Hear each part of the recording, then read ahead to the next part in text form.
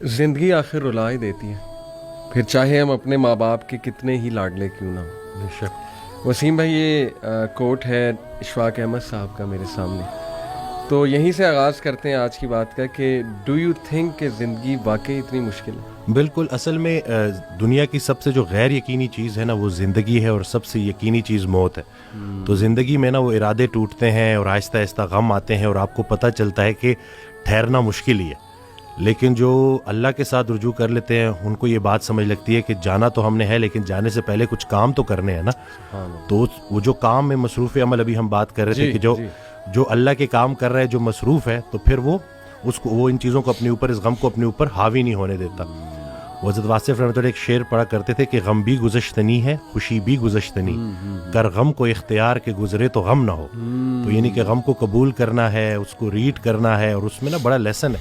صحیح بات۔ تو یہ اللہ تعالیٰ ہماری برداشت، سب سے بڑی قوت برداشت ہے۔ بالکل صحیح۔ تو ہماری یہ برداشت بڑھانے کے لیے اللہ تعالیٰ غم بھیجتا ہے، صحیح، اور آہستہ آہستہ صبر کے ذریعے، نماز کے ذریعے انسان جو ہے نا اس مشکل سے نکل آتا ہے، کیونکہ اللہ کا وعدہ ہے کہ ہر سختی کے ساتھ آسانی ہے۔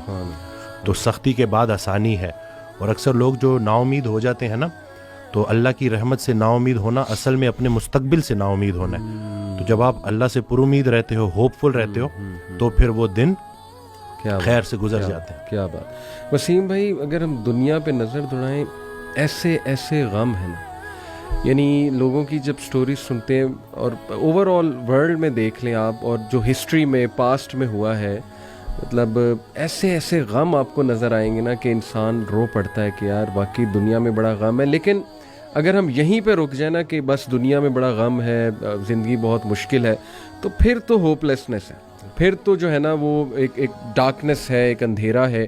دیٹس وائی آئی سے ٹو پیپل کہ دیکھو جو ایتھیزم ہے وہ یہیں پہ رک جاتا ہے۔ بالکل، وہ کہتا ہے کہ بس we are all here and we are doomed, اور بس ٹھیک ہے، سفرنگ بھی ہے، کیوس بھی ہے، ڈارکنیس بھی ہے، اب کیا کر سکتے ہیں۔ بٹ جب تک اسلام ہمارے پاس ہے نا وسیم بھائی، دیکھیں اللہ سبحانہ وتعالیٰ نے پہلے ہی ہمیں بتا دیا، جیسے آپ نے کہا نا ایکسیپٹنس، بالکل، اللہ نے ہمیں ایکسیپٹنس دلائی ہے کہ دیکھو اس کو ایکسیپٹ کرو کہ یہ دنیا ایک مشکل کی جگہ ہوگی، یہاں تمہیں مشقت کرنی ہوگی، اسٹرگل کرنی ہوگی، وی ول ٹیسٹ یو، ہم دیکھیں گے تم میں سے کون ایمان والا ہے، کبھی بھوک سے، کبھی خوف سے، کبھی خوف کا انفیکٹ ذکر ہے کہ خوف سے ٹیسٹ کریں گے۔ آئی تھنک انگزائٹی میں خوف کا ایلیمنٹ کافی جو ہے وہ حاوی ہوتا ہے۔ پھر لاس آف لائف سے تمہیں ٹیسٹ کریں گے، لاس آف فروٹ سے تمہیں ٹیسٹ کریں گے، لیکن وبشر الصابرین۔ اور دیکھیں اللہ نے پورا طریقہ بتایا ہے کہ دیکھو نا امید نہیں ہونا ہے، اگر یہ پرابلمز آ جاتے ہیں تو پھر اللہ طریقہ بھی بتا رہا ہے کہ تم نے ہوپ کیسے پکڑنا ہے۔ جیسے آپ نے کہا کہ نماز ہے، پھر صبر ہے، تو how amazing is the philosophy of our religion. بالکل، سبحان اللہ۔ اور جو ایتھیسٹ جو نہ ماننے والا ہے، وہ میں اس کو یہی بولوں گا کہ وہ بیچارہ اللہ کی نعمتیں بھی استعمال کرتا ہے اور اللہ کو مانتا بھی نہیں ہے۔ سبحان اللہ، ٹھیک ہے نا۔ تو تحقیق جو ہے نا وہ آپ کو بعد میں وہاں پہ پہنچائے گی جہاں تسلیم پہنچائے گی آپ کو پہلے۔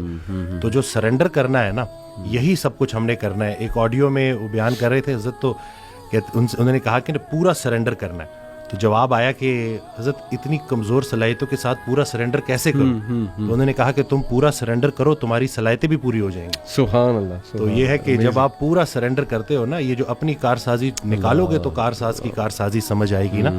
تو یہ جو اللہ ہے نا، یہ ہمارے ارادوں کو توڑتا ہے، اور نہیں آتی کوئی پریشانی اس وقت تک جب تک وہ بڑی پریشانی کو ٹالنے نہ آئی ہو۔ وہ ایک واقعہ سناتے تھے کہ ایک بندہ ایک اللہ والے کے پاس جاتا ہے اور کہتا ہے کہ میرا مکان نہیں بک رہا، تو دعا کریں۔ تو انہوں نے کہا کہ نہیں، تمہارا مکان نہیں بکے گا، جاؤ۔ تو وہ بڑا پریشان ہوتا ہے، پھر دوبارہ جاتا ہے، کہتے ہیں کہ آپ دعا کریں، کہتے چلو میں دعا کر دیتا ہوں۔ وہ مکان بک جاتا ہے۔ تو وہ اس اللہ والے کے پاس جاتا ہے اور اس سے پوچھتا ہے کہ آپ جب میں پہلی دفعہ آیا تو آپ نے کہا کہ مکان نہیں بکے گا، اور جب دوسری دفعہ آیا تو آپ نے کہا کہ بک جائے گا۔ تو کہتے ہیں کہ پہلی دفعہ جب تم آئے تھے تمہارا ماتھا روشن لگ رہا تھا، تمہارے ماتھے پہ خوش قسمتی کے آثار تھے۔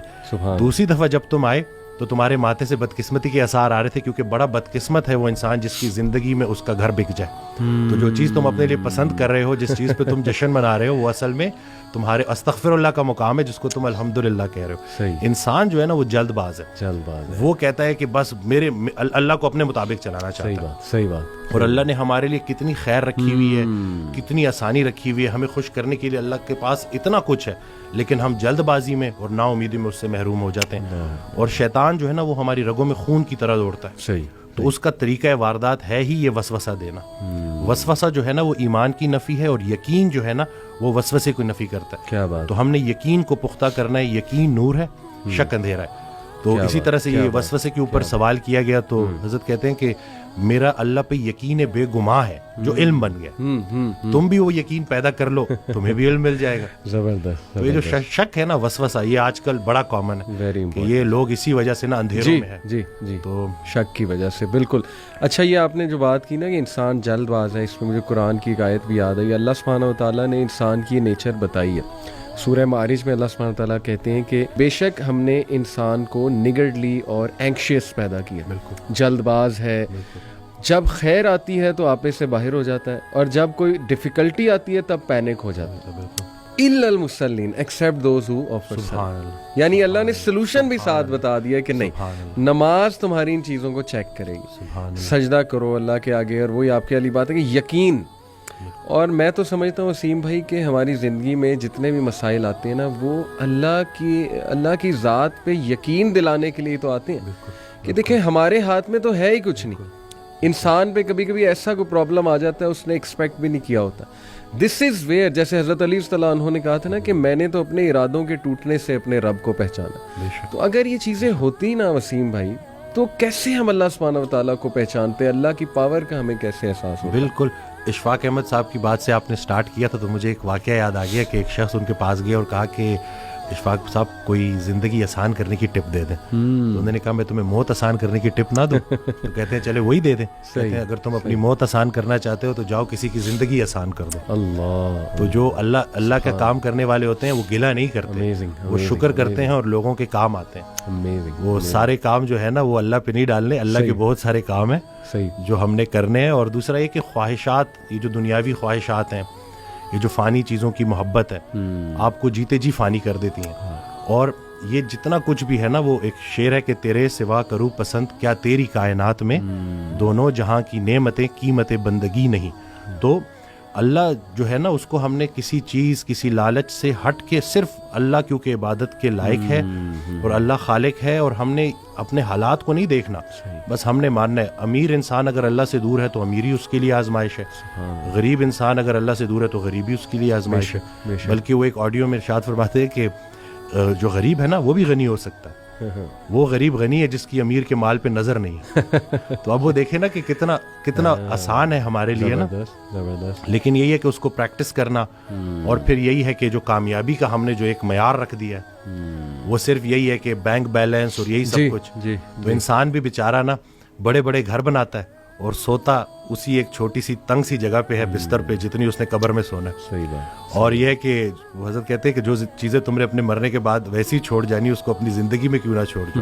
ایک اور جگہ کہتے ہیں کہ جن کو تم نے اپنے مرنے کا غم دے کے جانا ہے ان کو اپنی زندگی میں تھوڑی خوشیاں تو دے جاؤ. تو یہ جو ہے نا عمل, مصروف عمل ہونا ہے اور ارد گرد کے لوگوں کے کام آنا ہے. جی, اٹ سمز اٹ آل اپ. ماشاءاللہ.